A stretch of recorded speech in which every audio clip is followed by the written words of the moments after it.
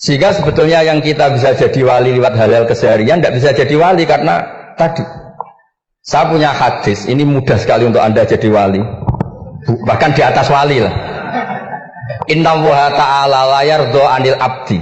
Pakai inna masih pakai lam taukid. Inna wuha layar do anil abdi ayyakulal aklata fayahmadahu alaiha aw yasroba syarba fayahmadahu alaiha.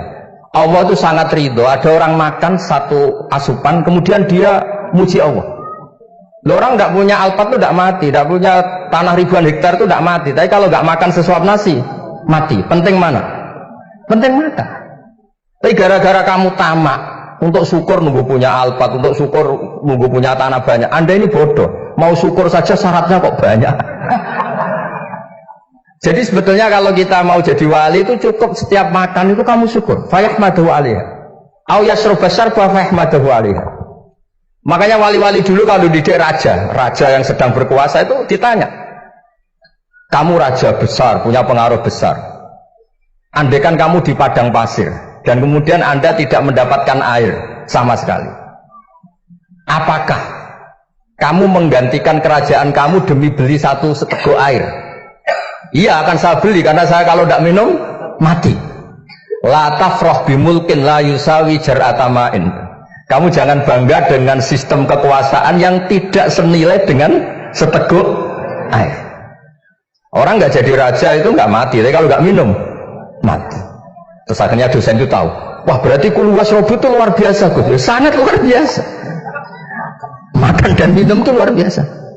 Makanya terus ada kiai mertamu mangan. Kalau tadi baru datang kon mangan. Di sini ya ada mangan. Ya saya anggap aja itu proses jadi wali, ngoten wae. Jadi segampang itu jadi wali. Nah kemudian gara-gara torekoh terus jadi wali ku repot kon maca 10.000 wiridan kon opo. Kesuwen nih cara-cara kesuwen. Karena ini partai enggak torekoh tadi. Dulu abahnya Mbah Maimun Bazibar itu kalau disuruh wiridan lama-lama itu enggak mau. Sementing diridani pangeran, maca kok akeh-akeh. Nah, itu partainya partai ahlul ilmu. Nggih partainya partai ahlul apa?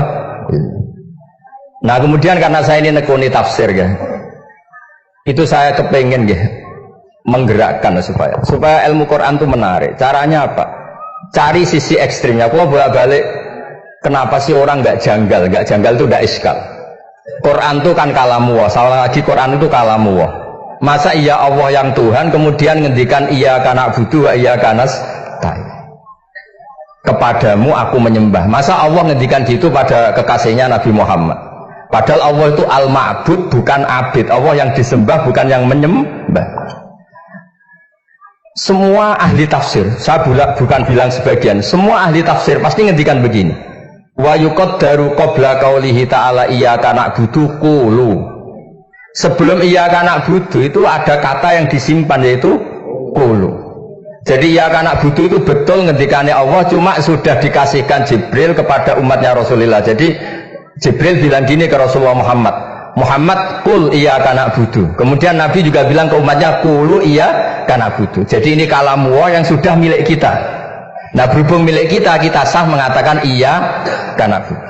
Karena kalau tidak janggal, masa iya Allah berdoa ihdinas siratal mustaqim, tunjukkan kami jalan yang benar. Nah, kalau ihdinas siratal mustaqim kalamu Allah berarti kan Allah yang berdoa. Nah, sehingga semua tafsir bilang sama. Wa yuqaddaru qabla qauli ihdinas siratal mustaqim qulu. Nah, terus ada mufassir lain bilang jangan mulai iyyaka na'budu ya semuanya, mulai bismillah. Qulu bismillahirrahmanirrahim. Masa iya Allah sendiri yang bilang bismillahirrahmanirrahim? Nah, dengan tafsir seperti ini terus kita akhirnya lagi-lagi kembali ke usul fikih, kembali ke balaghah, kembali ke nahwu. Kalau enggak, ya Anda akan menafsiri Quran pakai logika Anda sendiri. Sampai ada mungkirus sunnah. Pokoknya sementing kembali ke Quran. Orang roh Quran itu kayak apa? Saya kemarin ngaji di Sedan di daerah saya bilang, Sayyidina Umar itu Islam sebelum minta hidayat. Khalid bin Walid ya Islam sebelumnya ya tidak minta hidayat.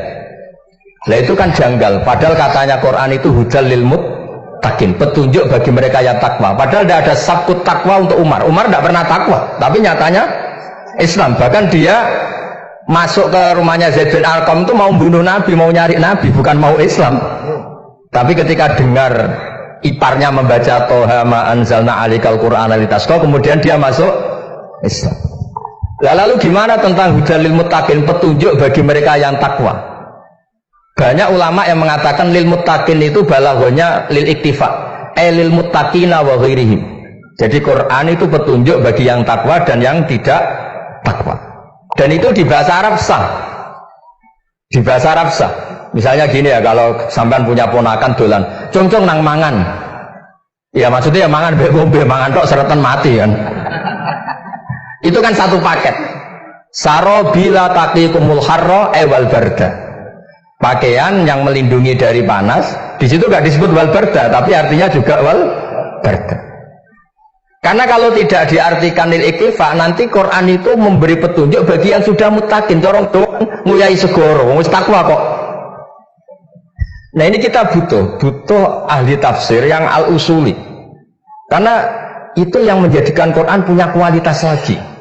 Seolah lagi punya kualitas lagi. Kalau enggak, Quran itu kayak biasa-biasa saja, kayak tadi kulu wasrobu kayak dan seterusnya dan seterusnya.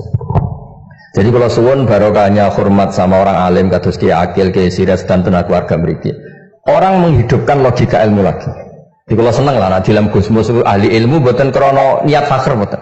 Biar sampean ngerti lah kalau ngadepi ahlul ilmi pun mboten level. Ahlul ilmi itu kalau punya logika itu tidak bisa dibantah. Saya beri contoh sekian contoh yang nyata yang diajarkan Rasulullah SAW. Nabi itu pernah mau dipermalukan orang karena Nabi ngendikan la adwa wala tiarata, tidak ada penyakit menular. Terus ada orang iseng kok onta yang kena kudisen itu dijejerkan yang waras ikut kena kudisen. Terus orang ini tanya, ya Rasulullah ini tadi sehat, tapi kena onta yang kudisen ikut kudisen. Nabi tanya lagi, faman a'dal awal, yang kudisen pertama ketularan siapa? Wah itu dari Allah ya, maksud saya seperti itu. Jadi ada terus orang-orang kafir itu cara berpikir aja alal alihata ilaha wahida indah adalah syai'un ujab. Muhammad ya tentu mereka masih jangkar. Muhammad problem kita ini banyak. Kalau Tuhannya satu tidak cukup.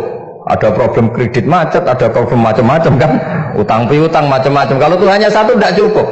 Kita butuh Tuhan banyak karena problem kita banyak. Lalu Nabi mengajarkan mereka apa logika yang dibangun. Kalau kamu jadi buruh, kemudian majikan kamu banyak, semuanya merintahkan kamu bingung enggak? Ya bingung. Tuhan kamu itu majikan kamu, kalau banyak-banyak perintah semua kamu yang bingung. Ya sudah mat Tuhannya satu saja. Itu disebut wa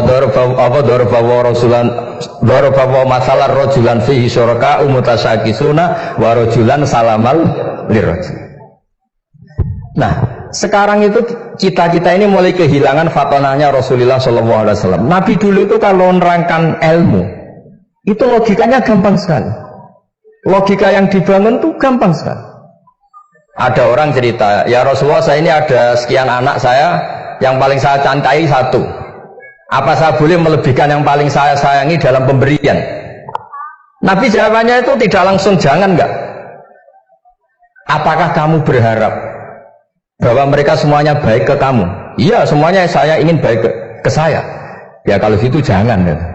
Kan tidak fair kita mengunggulkan yang satu, melebihkan yang satu, sementara kita berharap semuanya baik. Itu tidak fair kata Nabi. Jadi dulu Nabi itu, terus ini yang cerita fikih. Dulu Ahlul Madinah itu mangga itu masih pentil sudah dijual. Pentil dijual harganya 2 juta. Masa iya pentil harganya 2 juta? Karena dengan asumsi sudah jadi mangga. Tapi ketika Nabi datang di Madinah dan penduduk Madinah itu abkhosna sikailan, orang paling buruk dalam pertimbangan dalam jual beli. Nabi cara ngendikannya itu unik.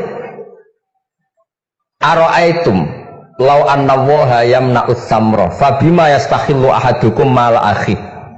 Kalau pentil ini ternyata kena angin terus kemudian tidak jadi buah, lalu kamu nerima uang 2 juta itu atas nama apa? Atas nama beli pelem, nyatanya belum jadi mangga. Mosok kalau pentil seharga 2 juta. Semenjak itu terus Ahlul Madinah sadar kalau jual buah itu nunggu ba'da budui solahiyah, setelah samroh ini berbentuk.